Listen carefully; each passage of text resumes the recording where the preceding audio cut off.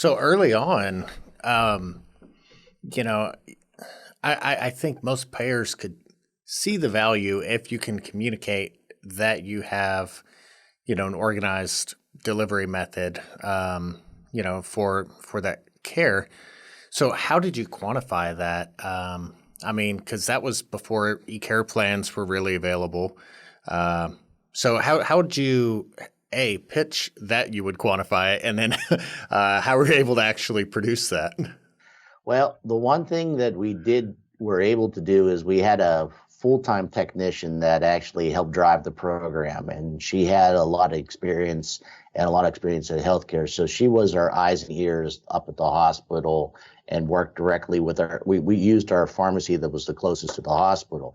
And prior to 2019, we didn't have Pioneer, and our system really couldn't track anything at the time. However, we got unique with it.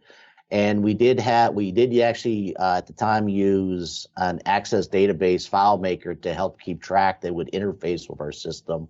And so I did track, I tracked,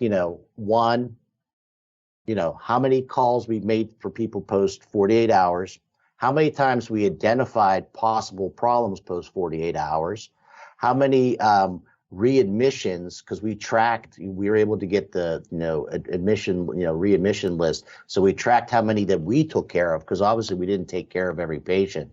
So we did track those things for the hospital, and I'm happy to say in the time period we did it, we were way below 5% in readmissions. We Oh, also, wow.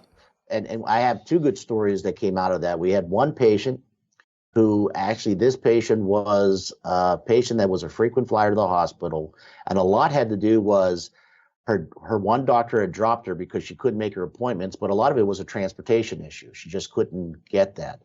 The other thing was, she was using various pharmacies, and so we were able to get her med synced.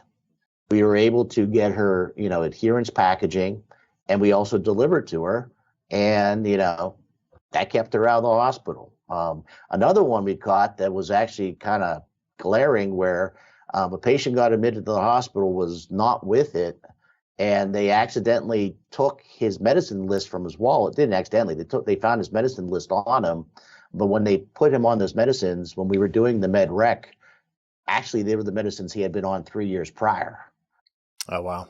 And so, and it was because there was a good chunk of those patients who were already our patients, because we have 7 stores, and 2 are in Clarion County, 5 are in Armstrong County. And so I think there's only 13 pharmacies in Armstrong County. So we have a chunk of them. So when we would do the med recs, we would also med rec against our own system. We identified that, and, worked with the doctors to be able to do that. We also worked with the doctors when people couldn't afford their meds. How many people did we have provide access? So we kept track of not only readmissions, but how many interactions, how much access. And then internally, we kept track of, from a business standpoint, how many prescriptions did we fill? How many of these patients did we retain? Things like that to try to prove, justification for it.